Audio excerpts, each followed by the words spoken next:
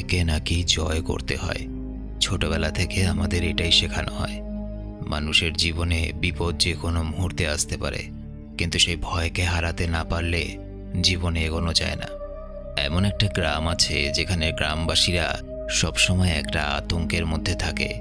একটা অজানা বিপদের ভয়ে তারা কখনো গ্রাম থেকে বেরোয় না। তারা মনে করে তারা যেখানে আছে, অর্থাৎ তাদের গ্রামটাই হলো পৃথিবীর সবচেয়ে নিরাপদ জায়গা, কারণ তাদের গ্রামের ঠিক বাইরেই অপেক্ষা করে আছে একটা বড় বিপদ। তাই তারা তাদের গ্রাম থেকে না তো বাইরে যেতে পারবে, আর না তো বাইরে থেকে কেউ তাদের এই গ্রামে ঢুকতে পারবে। প্রতিদিন প্রতিটা মুহূর্ত মৃত্যুর ভয়, আতঙ্ক এখানকার মানুষদের নিত্যদিনের সঙ্গী। এমন একটা মুভি যা কল্পনার বাইরে। HD story presents the village. সময়টা চলছিল 19বিংশ শতাব্দীর। জায়গা আমেরিকার পেনসিলভেনিয়া। কভিংটাউন নামে একটা জায়গা আছে যেখানকার একটা ছোট গ্রামে কিছু মানুষ থাকে, এবং তারা যে 19বিংশ শতাব্দীতে আছে সেটা তাদের জামা কাপড়ের ধরন দেখেই বোঝা যায়। তারা এটা খুব তীব্রভাবে বিশ্বাস করে যে তাদের গ্রামের পাশে কভিংটন উডস নামে যে জঙ্গলটা আছে সেখানে নাম ছাড়া কিছু ক্রিয়েচার বা প্রাণী ঘুরে বেড়ায়।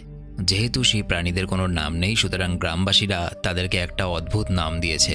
সেই নামটা হলো those we don't speak of. এর বাংলা মানে হলো যাদের ব্যাপারে আমরা কোনো কথা বলি না। তো এই নামে সম্বোধন করে সেই প্রাণীগুলোকে।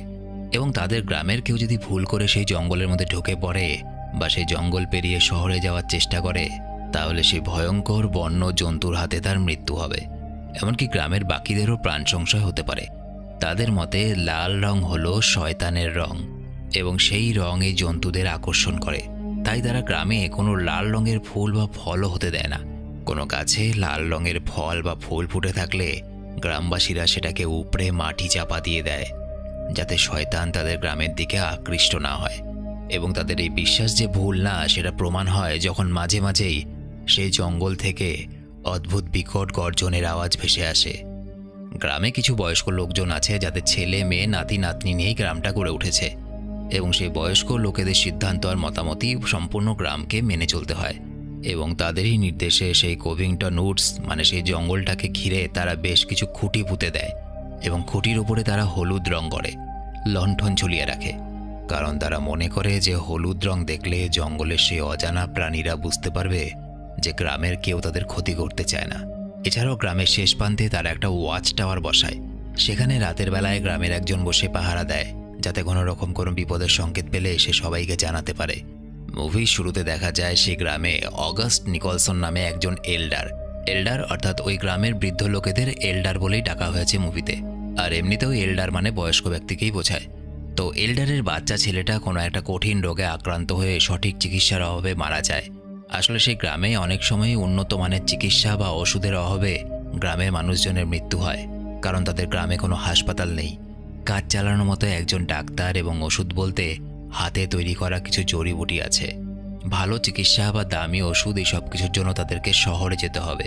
আর শহরে যাওয়ার পথে পড়বে সেই ভয়ঙ্কর কভিংটন উডস জঙ্গল, এবং সেই জন্য শহরে যাওয়া সম্ভব নয়। কিন্তু সেখানে অ্যালিস নামে আরেকজন এল্ডারের ছেলেকে দেখা যায়, যার নাম লুসিয়াস হান্ট। সে গ্রামের লোকেদের, বিশেষ করে অল্প বয়সী ছেলে মেয়ে এবং বাচ্চাদের বিনা চিকিৎসায় মরতে দেখে শহরে যাওয়ার কথা ভাবে। তবে যেহেতু এল্ডার্সদের অনুমতি ছাড়া কোনো কিছু করা সম্ভব না, তাই লুসিয়াস তাদের কাছে গিয়ে বলে, গ্রামের মানুষজনদের এভাবে বিনা চিকিৎসায় মারা যেতে দেখে আমার খুব কষ্ট হয়, এবং এই জন্য আমি এই বিষয়ে গভীরভাবে ভাবনা চিন্তার পর শহরে যাওয়ার সিদ্ধান্ত নিয়েছি। শহর থেকে কিছু জরুরি ওষুধপত্র কিনে আমি আবার এই গ্রামে ফিরে আসব। লুসিয়াসের অন্যদের প্রতি এত সহানুভূতি দেখে সবাই খুশি হলেও এল্ডার্সরা তাকে শহরে যাওয়ার অনুমতি দেয় না, কারণ তারা জানে গ্রামের বাইরে কি অপেক্ষা করে আছে। এরপর মুভিতে দেখা যায় সেখানকার এল্ডারদের প্রধান, যার নাম এডওয়ার্ড ওয়াকার, যিনি আবার এখানকার সব বাচ্চাদের পড়াতেনও। এডওয়ার্ডের বড় মেয়ে কিটি লুসিয়াসকে পছন্দ করে। কিটি তার মনের কথা লুসিয়াসকে জানায়, কিন্তু লুসিয়াস তাকে ফিরিয়ে দেয়। এরপর দেখা যায় গ্রামের আরেক এল্ডার, যার নাম ভিভিয়ান পার্সি, তার ছেলে নোয়াকে। নোয়ার কিছু ডেভেলপমেন্টাল ডিসঅর্ডার ছিল, মানে হাতে পায়ে বড় হয়ে গেলেও তার চিন্তাভাবনা চালচলন ছিল একদম শিশুর মতো। এডওয়ার্ডের ছোট মেয়ে আইভি আর লুসিয়াসের সঙ্গে নোয়ার খুব ভাব ছিল। গ্রামের আর কারো কথা না শুনলেও নোয়া লুসিয়াস এবং বিশেষ করে আইভির কথা ঠিক মানত। যদিও আইভি একজন অন্ধ ছিল, তবুও তার কথাবার্তা শুনে বোঝা যায় যে সে আর 5টা সুস্থ মানুষের থেকেও অনেক বেশি সাহস আর ক্ষমতা রাখে। অন্যদিকে শুরু থেকেই আইভির প্রতি লুসিয়াসের আচরণ দেখলে বোঝা যায় হয়তো লুসিয়াস আইভিকে মনে মনে পছন্দ করে, কিন্তু কিছু বলে উঠতে পারে না। কিন্তু আইভি সবকিছুই বুঝতে পারে। এরপর একদিন হঠাৎই লুসিয়াস লক্ষ্য করে যে নোয়া সে উডসে জঙ্গলে ঢুকেছিল এবং সেখান থেকে সে একটা লাল রঙের ছোট ফল ছিঁড়ে নিয়ে এসেছে, এবং তারপরেও উডসের সেই ভয়ঙ্কর প্রাণীরা তার কোনো ক্ষতি করেনি। তাই লুসিয়াস আবার এল্ডার্সদের কাছে যায় এবং সেখানে গিয়ে বলে, নোয়াকে আমি দেখেছি, সে উডসের জঙ্গলে গিয়েছিল, কিন্তু তার মনে যেহেতু কোনো পাপ নেই তাই নোয়ার কোনো ক্ষতি করেনি সেই অজানা জন্তুরা। আর এটাই প্রমাণ করে যে আমিও যদি ভালো উদ্দেশ্য নিয়ে সেই জঙ্গলের ভেতর দিয়ে শহরে যাই তাহলে ওরা আমারও কোনো ক্ষতি করবে না। তবে এবারেও লুসিয়াস এল্ডার্সদের কাছ থেকে শহরে যাওয়ার অনুমতি পায় না। আর ওইদিকে ছেলের এই কাজে অ্যালিস খুব বিরক্ত হয়, কারণ সব এল্ডারদের মুখে শোনা যায় যে শহর খুবই খারাপ জায়গা আর শহরে খুব খারাপ লোকেরা থাকে। অ্যালিস তাকে বলে, দেখো লুসিয়াস, তোমার বাবাও একদিন শহরে গিয়েছিল, কিন্তু তারপরে সে আর কখনো ফিরে আসেনি। পরে জানা যায় কেউ তাকে খুন করে তার কাছে যা জিনিসপত্র ছিল সব চুরি করে নিয়েছে। আশা করি বুঝতেই পারছো শহর কতটা বিপজ্জনক জায়গা। এত কিছু বলার পরেও লুসিয়াস তার জেদ বজায় রাখে এবং বলে, আমার কোনো ভয় নেই, কারণ আমার মন পরিষ্কার আর আমার কোনো গোপনীয়তাও নেই। গোপনীয়তা নেই কথাটা এই জন্য সে বলে কারণ গ্রামের প্রতিটা এল্ডারের ঘরে একটা করে সিক্রেট বক্স বা গুপ্ত বাক্স ছিল, যে বাক্সটা সব এল্ডাররা নিজেদের ঘরের এক কোণার মধ্যে রেখে দিত, কিন্তু কখনোই সেগুলো খুলতো না। লুসিয়াসের মা লুসিয়াসকে বলেছিল যে বাক্সগুলোর ভেতরে তারা তাদের অতীত জীবনের ঘটে যাওয়া কিছু দুর্ঘটনার স্মৃতি রেখে দিয়েছে, যেই স্মৃতি তাদেরকে মনে করিয়ে দেয় যে সাবধানে না থাকলে তাদের জীবনেও আবার সেই অন্ধকার দিনগুলো ফিরে আসতে পারে। তবে তারা কখনোই প্রকাশ করতে পারবে না সেই বাক্সের মধ্যে তারা কি রেখেছে। এরপরের দিন সবার নজর এড়িয়ে লুসিয়াস লুকিয়ে সেই উডসে মানে সেই জঙ্গলে ঢুকে পড়ে এবং হঠাৎ ডান দিকে তাকালে সে দেখে সেই ক্রিয়েচারদের মধ্যে একজন উডসে ঢোকার পর লুসিয়াসকে দেখে ফেলেছে। লুসিয়াস তাকে দেখেই তাড়াতাড়ি উডস থেকে বেরিয়ে আসে। তারপরের দিন রাতে লুসিয়াসের সঙ্গে আইভির দেখা হয়। আইভিও তার শহরে যাওয়ার কথা শুনে তাকে বলে, দেখো, আমি জানি তুমি এই গ্রামের সবার ভালোর কথা ভেবেই শহরে যেতে চাও, কিন্তু আমারও মনে হয় যে তোমার এতটা ঝুঁকি নেওয়া ঠিক হবে না। এই বলে আইভি তার বাড়িতে ঢুকে যাওয়ার খানিকটা পরেই ওয়াচ টাওয়ারে বসে যে পাহারা দিচ্ছিল সে উডসের একটা ক্রিয়েচারকে তাদের গ্রামের দিকে যেতে দেখে। আর তারপরই সে গ্রামের সবাইকে সাবধান করার জন্য ওয়াচ টাওয়ারে লাগানো ঘণ্টাটা বাজাতে থাকে। সেই ঘণ্টার আওয়াজ শুনে তাদের গ্রামে শোরগোল পড়ে যায়। সবাই নিজেদের বাড়ি যাওয়ার জন্য প্রাণ হাতে করে ছুটতে থাকে।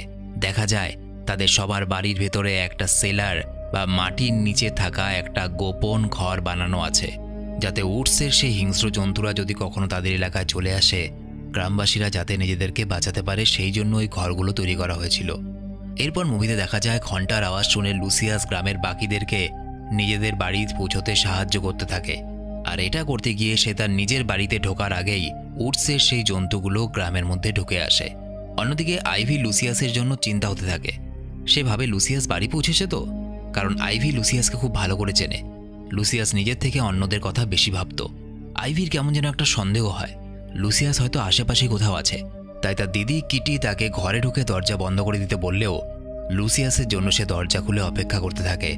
আর এই সময় দেখা যায় সেই হিংস্র বন্য ক্রিয়েচার আইভিকে দাঁড়িয়ে থাকতে দেখে তাদের বাড়ির খুব কাছে চলে আসে। তবে ঠিক সময় লুসিয়াস দৌড়ে এসে আইভির হাত ধরে তাকে ঘরের ভেতরে ঢুকে দরজা বন্ধ করে দেয় এবং আইভির বাড়ির বাকি সদস্যদের সঙ্গে মাটির নিচের সেই ঘরটাতে ঢুকে যায়। সেই রাতটা গ্রামের সবাই প্রচণ্ড ভয়ে আর আতঙ্কে কাটায়। পরদিন সকালে তারা দেখে সেই ক্রিয়েচাররা এসে তাদের গ্রামের সব বাড়ির দরজায় লাল রং মাখিয়ে সবাইকে ওয়ার্নিং দিয়ে গেছে। এল্ডাররা গ্রামের সবাইকে জিজ্ঞাসাবাদ করার জন্য এক জায়গায় জড়ো করে, কারণ তারা সবাই জানে একমাত্র কেউ নিয়ম ভেঙে উডসে গেলেই তবেই উডসে থাকা ক্রিয়েচাররা তাদের গ্রামের মধ্যে ঢুকে আসে। লুসিয়াস সবার সামনে নিজের ভুল স্বীকার করে নেয় এবং বলে, আমায় আপনারা ক্ষমা করবেন, এসব কিছু হয়েছে আমার জন্য।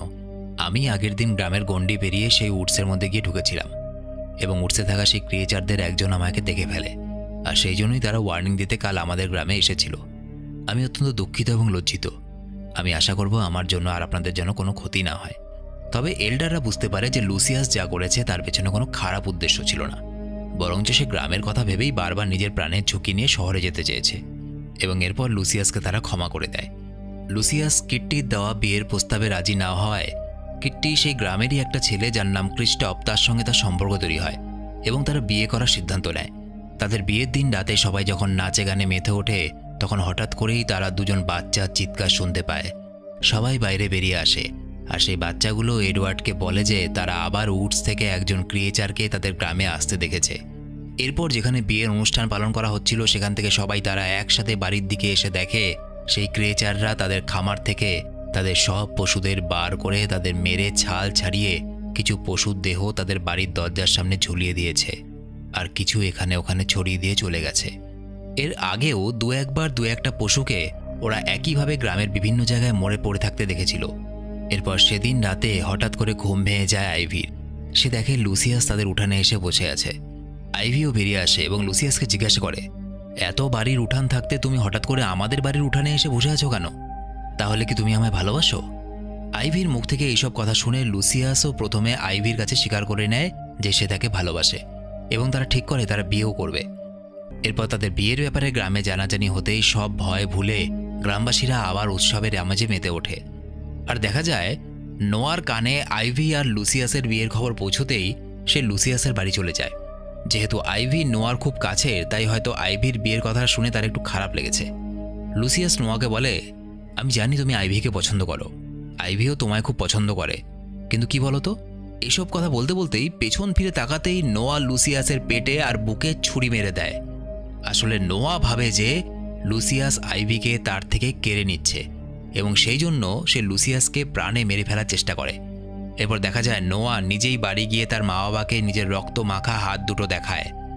এরপর গ্রামের সবাই খোঁজ করতে থাকে যে নোয়া কাকে আঘাত করেছে, এবং আইভি লুসিয়াসের খোঁজ করতে করতে তার বাড়ি যায়, এবং লুসিয়াসের বাড়িতে গিয়ে এসে জানতে পারে যে নোয়া লুসিয়াসকে ছুরি মেরে প্রাণে মেরে ফেলতে চেয়েছিল। গ্রামের সবাই ভাবতে থাকে যে হয়তো নোয়ার মানসিক অবস্থার অবনতি হয়েছে, আর তাই তারা নোয়াকে একটা ঘরে বন্দি করে রাখে। অন্যদিকে ছুরির আঘাতে লুসিয়াসের অনেকটা রক্তক্ষরণ হওয়ার কারণে তার ইনফেকশন হয়ে যায়, এবং গ্রামের ডাক্তার বলে যে লুসিয়াসের বেঁচে থাকার কোনো আর আশাই নেই। কিছু ওষুধপত্র যদি পাওয়া যেত তাহলে ইনফেকশনটাকে কমানো যেত, আর লুসিয়াসও বেঁচে যেতে পারে। একথা শুনে আইভি লুসিয়াসকে বাঁচানোর জন্য মরিয়া হয়ে ওঠে। সে তার বাবার কাছে শহর থেকে লুসিয়াসের জন্য ওষুধ নিয়ে আসার অনুমতি চায়। এডওয়ার্ডেরও মনে হয় যে লুসিয়াসের মতো একজন ভালো মানুষের সাথে যা হয়েছে সেটা অন্যায়। যে অন্যায়, যে পাপের হাত থেকে বাঁচার জন্য তারা শহরকে বিপজ্জনক মনে করে, এই গ্রামে থেকে সেই ধরনেরই অন্যায় হয়েছে লুসিয়াসের সঙ্গে। তাই সে গ্রামে সবার ইচ্ছের বিরুদ্ধে গিয়ে আইভিকে শহরে যাওয়ার অনুমতি দিয়ে দেয়। তবে তার মনে হয় যে শহরে যাওয়ার আগে উডস সম্বন্ধে কিছু সত্যি কথা আইভির জেনে রাখা দরকার। তাই সবার নজর এড়িয়ে এডওয়ার্ড আইভিকে তাদের গ্রামের এক প্রান্তে একটা বড় বাড়িতে নিয়ে আসে। আর এখানে চমকে দেওয়ার মতো একটা ঘটনা দেখা যায় উডসের জঙ্গলে সেই হিংস্র ক্রিয়েচাররা যাকে দেখে গ্রামবাসীরা ভয় পায়, তারা আর কেউ না, তারা হলো সেই গ্রামেরই এল্ডাররা, অর্থাৎ বৃদ্ধ মানুষেরা। গ্রামের এল্ডাররাই এই ধরনের অন্যরকম দেখতে প্রাণীর পোশাক পরে উডসের সেই ক্রিয়েচার বা জন্তু সেজে থাকার নাটক করত, যাতে কোনো গ্রামবাসী সেই জঙ্গল পেরিয়ে শহরে যাওয়ার সাহস না দেখায়। এবার প্রশ্ন হলো, কেন এই অদ্ভুত জন্তুদের মতো পোশাক পরে নিজেদেরই গ্রামবাসীদেরকে ভয় পাইয়ে রাখতো ওরা? কেনই বা তাদেরকে শহরে যেতে দিত না? সেই ঘরে নিয়ে গিয়ে এডওয়ার্ড আইভিকে সেই পোশাকে হাত দিয়ে দেখায়। আইভি অবাক হয়ে যায়। সে এডওয়ার্ডকে নানা প্রশ্ন করে, তাহলে সেই উডসের জঙ্গল থেকে ভেসে আসা ওই বিকট চিৎকার, ওই পশুদের মতো আচরণ, এগুলো সব তোমরা করতে? এটা কেন করলে বাবা? এত বড় মিথ্যে কথাটা তোমরা গ্রামের সবাইকে কেন বললে? কেনই বা ভয় পাইয়ে রাখো সবাইকে? এডওয়ার্ড বলে, এত কথা বলার সময় আমাদের হাতে নেই আইভি, শুধু এতটুকু জেনে রাখো, এই গ্রামে প্রত্যেকটা এল্ডারের জীবনে কিছু না কিছু দুর্ঘটনা ঘটেছে, আর সেই অতীতের দুর্ঘটনা তাদের জীবন থেকে কোনো না কোনো প্রিয়জন মানুষকে কেড়ে নিয়েছে। তাই তারা পৃথিবী থেকে নিজেদেরকে আলাদা করে নিয়েছে, যাতে তাদের বাকি প্রিয়জনেরা সুরক্ষিত থাকে। আর তার জন্য যত দূর পর্যন্ত যেতে হয়, যা যা করতে হয়, আমরা সব কিছুই করেছি, যাতে আমাদের কোনো প্রিয়জনকে হারাতে না হয়। তুমি যাও, লুসিয়াসের জন্য ওষুধ কিনে নিয়ে এসো। তোমার সাথে গ্রাম থেকে আমি আরও দুজনকে পাঠাবো, কিন্তু মনে রেখো এই কথাগুলো যাতে অন্য কেউ জানতে না পারে। গ্রামের বাকি এল্ডাররা কিন্তু এডওয়ার্ডের এই সিদ্ধান্তে খুশি হয় না, কারণ তারা ভয় পাচ্ছিল যে তাদের এতদিনে তপস্যা বৃথা হয়ে যাবে। কারণ যদি আইভি নিরাপদভাবে শহরে গিয়ে ওষুধ নিয়ে আবার গ্রামে ফিরে আসে, তাহলে গ্রামের সবাই বুঝে যাবে যে উডসের জঙ্গলে যে জন্তুগুলো থাকে সেগুলো মোটেও ক্ষতিকারক নয়, বা পরবর্তীতে আইভি দেখা দেখি অন্য সবাইও শহরের দিকে যেতে পারে। এই ভয় পাচ্ছিল এল্ডাররা। তো যাই হোক, এরপর এডওয়ার্ডের কথা মতো আইভি গ্রামের দুজন ছেলের সঙ্গে উডসে যায়, এবং কিছু দূর যাওয়ার পরে ক্রিয়েচারদের ভয়ে তারা আইভিকে রেখে সেখান থেকে চলে যায়। আইভি ভেবে নেয় এটা তার একার লড়াই। নিজের ভালোবাসার মানুষটাকে মৃত্যুর মুখ থেকে ফিরিয়ে আনার জন্য প্রয়োজনে তাকে একাই লড়াই করতে হবে। সুতরাং তাকে একাই পথ চলতে হবে। তবে উডসের ভেতরে একটা গভীর গর্ত ছিল, আর আইভি যেহেতু চোখে দেখতে পেত না, তাই সে উডসের ভেতরে চলতে চলতে একসময় কাদায় পিছলে সেই গর্তের মধ্যে পড়ে যাচ্ছিল। কিন্তু যে শুরুতেই বলেছি, আর 5টা সাধারণ মানুষের থেকে আইভির মনের জোর অনেকটাই বেশি। সে গর্তের দেওয়ালে গাছপালা যা গজিয়েছিল সেই সব ধরে আইভি ওপরে উঠে আসে, কিন্তু উঠে আসার পর সে কোনো একটা প্রাণীর গর্জন শুনতে পায়। আইভি ভয় পেয়ে যায়। সে নিজেকে নিজে বলতে থাকে, না না, এই উডসে কোনো ক্রিয়েচার থাকে না, এই সব কিছুই হচ্ছে আমার মনের ভুল। কারণ আমি তো জানি এই উডসে এল্ডাররাই এসব জন্তু সেজে সবাইকে ভয় দেখায়। তবে এমন সময় পেছন থেকে এল্ডাররা যে ধরনের পোশাক পরে মানুষকে ভয় পাওয়ায়, সে একই পোশাক পরে কেউ আইভির উপরে ঝাঁপিয়ে পড়ে, কিন্তু আইভিকে ধরতে পারে না। এরপর আইভি বুদ্ধি করে দৌড়ে সেই গর্তের সামনে এসে দাঁড়ায় এবং পেছন থেকে সেই ক্রিয়েচারের পোশাক পরা লোকটা আইভিকে ধরতে গিয়ে বেকায়দায় সেই গভীর গর্তের মধ্যে পড়ে যায়। পরে দেখা যায় সেই ক্রিয়েচারের পোশাক পরে আইভিকে শহরে যাওয়া আটকাতে এসেছিল নোয়া। আসলে নোয়ার মা বাবা তাদের বাড়ির মেঝের নিচে একটা জায়গায় তাদের ক্রিয়েচার সাজার পোশাকটা রেখেছিল, আর নোয়া এটা জানতে পেরেছিল। সেই পোশাকটা বের করে নোয়া উডসের জঙ্গলে চলে আসে আইভিকে ভয় দেখানোর জন্য, যাতে আইভি ওষুধ কিনতে শহরে যেতে না পারে।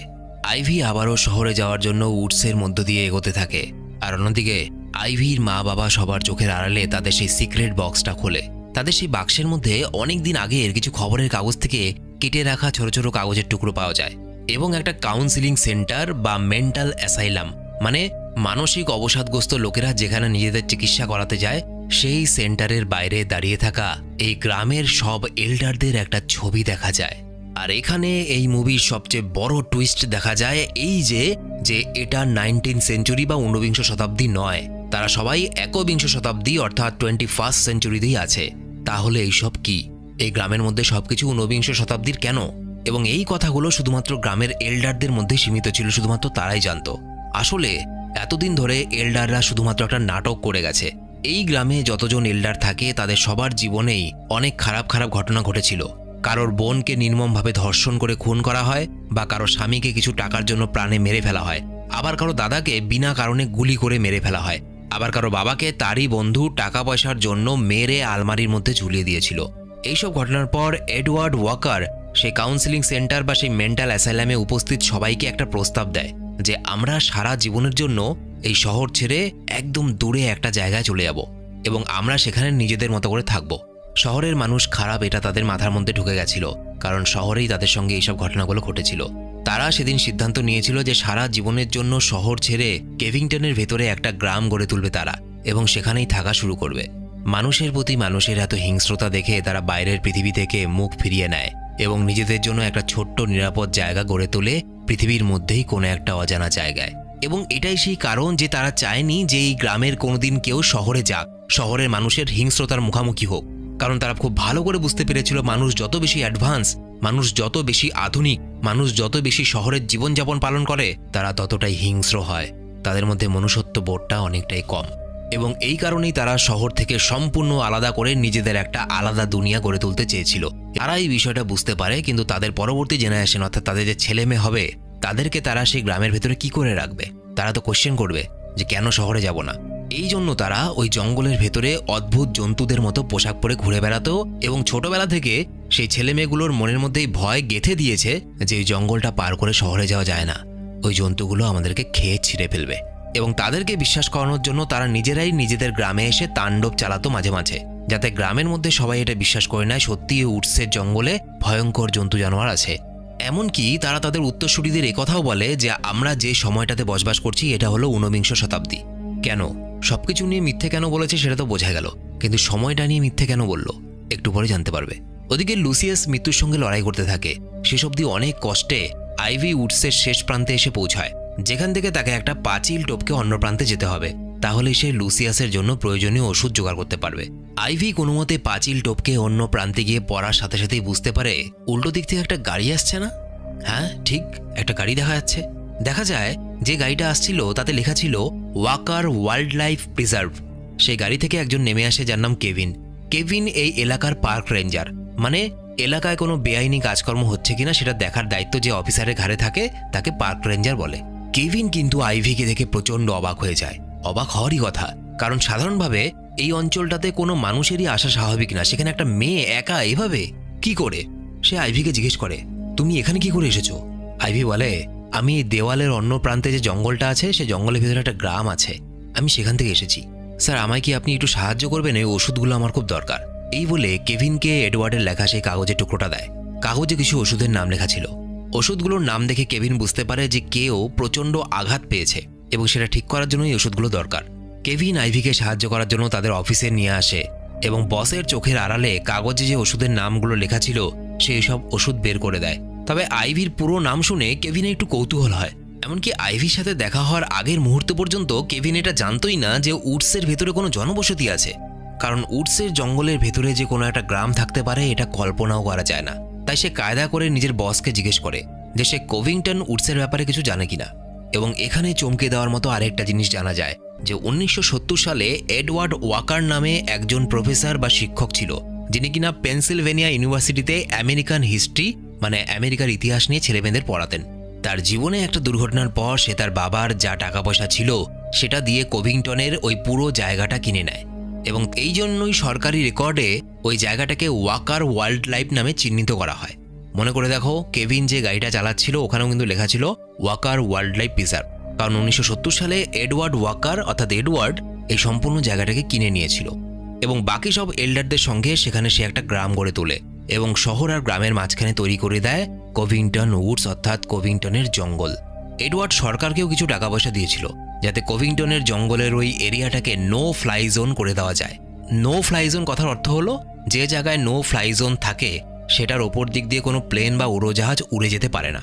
এবং এটার পেছনেও তাদের একটা আলাদা বুদ্ধি ছিল, কারণ তারা ভেবেছিল যে পরবর্তী জেনারেশন অর্থাৎ এল্ডারদের যে বাচ্চা কাচ্চারা আছে তারা যখন বড় হবে তারা যদি এরোপ্লেন আকাশে উড়তে দেখে ফেলে তাহলে তারা বুঝে যাবে যে এটা 19th সেঞ্চুরি বা 19বিংশ শতাব্দী নয়, এবং একই সাথে প্লেন বা উড়োজাহাজ সম্বন্ধে তাদের মনে কৌতূহল জন্মাবে এবং তারা শহরের দিকে যেতে চাইবে সেই সব জিনিসগুলোকে নিজের চোখে দেখার জন্য। এই জন্য সেই জায়গাটাকে বুদ্ধি করে নো ফ্লাই জোন করে দেওয়া হয়েছিল। কেভিন এসব কথা শুনে পুরো ব্যাপারটা পরিষ্কার করে বুঝতে পারে। সে ফিরে গিয়ে আইভিকে সব ওষুধ দেয় এবং তাকে পাঁচিল টপকে সেই উডসে ফিরে যেতে সাহায্য করে। আইভি ওষুধ নিয়ে গ্রামে ফিরে আসতেই সবাই বলতে থাকে আইভি ওষুধ নিয়ে ফিরে এসেছে, আর যাওয়ার পথে একজন ক্রিয়েচার তার উপরে হামলাও করেছিল। আইভি তাকে কায়দা করে মেরে দিয়েছে। গ্রামবাসীদের মুখে এই কথা শুনে নোয়ার মা বুঝতে পারে যে তারা যে ক্রিয়েচারের কথা বলছে সেটা আসলে নোয়া। তাই নিজের ছেলের মৃত্যুর সংবাদ পেয়ে সে কান্নায় ভেঙে পড়ে। হাজার হোক মা তো, সে জানে তার ছেলে অন্যায় করেছে, কিন্তু ছেলের মৃত্যু সংবাদে যে কোনো মায়েরই কান্নায় ভেঙে পড়ারই কথা। এডওয়ার্ড তখন বাকি এল্ডারদের উদ্দেশ্যে বলে, আমরা সবাই নোয়ার দেহটাকে নিয়ে সব নিয়ম মেনেই তার অন্তিম সংস্কার করব। সে তার ভুলের শাস্তি পেয়েছে। কি ভুল? সে ক্রিয়েচারদের পোশাক চুরি করে সে আইভিকে আটকানোর জন্য সেখানে গিয়েছিল যাতে আইভি লুসিয়াসকে বাঁচাতে না পারে। তবে যাই হোক, সেটা একদিক দিয়ে ভালোই হয়েছে, কারণ গ্রামবাসীদের মনে ক্রিয়েচারদের নিয়ে যে ভয়টা ছিল সেটা আরও বেড়ে গেছে। কিন্তু এবার প্রশ্ন আসে, নোয়ার মৃত্যু সম্বন্ধে গ্রামবাসীদের কি বলবে এল্ডাররা? এল্ডাররা ঠিক করে যে আমরা গ্রামবাসীদেরকে নোয়ার মৃত্যু সম্বন্ধে বলবো যে নোয়া ভুল করে উডসে ঢুকে পড়েছিল এবং উডসে থাকা সেই ক্রিয়েচাররা নোয়াকে শাস্তি দিয়েছে। মুভির শেষ দৃশ্যে দেখা যায় আইভি সেই ঘরটাতে আসে যেখানে লুসিয়াস ছিল এবং লুসিয়াসের একটা হাত ধরে তাকে বলে, লুসিয়াস আমি ফিরে এসেছি। এবং এখানে মুভিটা শেষ হয়ে যায়। এল্ডাররা যে উদ্দেশ্যে নিজেদেরকে সম্পূর্ণ পৃথিবী থেকে আলাদা করে নিয়েছিল তাদের সে উদ্দেশ্য এখনও বজিয়ে আছে। এখনও গ্রামবাসীরা সেই ক্রিয়েচারের ভয়ে আর কেউ বাইরে বেরোয় না। তারা সবাই এটাই মনে করে সে উডসের জঙ্গলে বিভিন্ন ভয়ঙ্কর জন্তু আছে। এখানে একটা জিনিস লক্ষ্য করার মতো ব্যাপার এই যে সেই গ্রামের এল্ডারদের মধ্যে বেশিরভাগই কিন্তু মানসিক রোগী ছিল একসময়, মেন্টাল অ্যাসাইলামে একসাথে দিন কাটিয়েছে এবং তাদের এই মানসিক রোগ যেটা থেকে তাদের মধ্যে এই আইডিয়াটা চলে এসেছিল যে আমাদের পৃথিবীর বাইরে নিজেদের মতো করে একটা দুনিয়া সাজিয়ে সেখানে থাকা উচিত, সেটা কিন্তু মানুষকে ভয় পেয়েই। আসলে একটা বাস্তব কথা কি বলতো, আমরা না অনেক দিন আগে গুহা থেকে বেরিয়েছি, গুহাবাসী ছিলাম আমরা। জঙ্গলি থেকে আস্তে আস্তে সভ্য হয়েছি, জামা কাপড় পরতে শিখেছি, ভালো খেতে শিখেছি, ভালো পড়তে শিখেছি। গুহা থেকে বেরিয়ে পাতায় নির্মিত ঘরে থেকেছি, মাটির ঘরে থেকেছি, খড়ের ঘরে থেকেছি। সেখান থেকে আস্তে আস্তে কংক্রিটের দেওয়াল, সব কিছু অ্যাডভান্স হয়ে গেছে, আধুনিক হয়ে গেছে। এখনও আমাদের মানসিকতা সেই কয়েক হাজার বছর আগে গুহাবাসী মানুষগুলোর মতো হিংস্র। তখন আমরা মারামারি করতাম একটা মৃত পশুর দেহ নিয়ে, আর এখন আমরা মারামারি করি আমাদের আশেপাশের মানুষগুলোকে নিয়ে, টাকা পয়সা নিয়ে।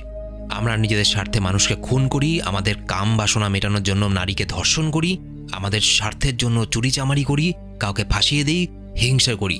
মানুষের থেকে খারাপ আর হিংস্র প্রাণী হয়তো জঙ্গলের প্রাণীগুলোও নয়।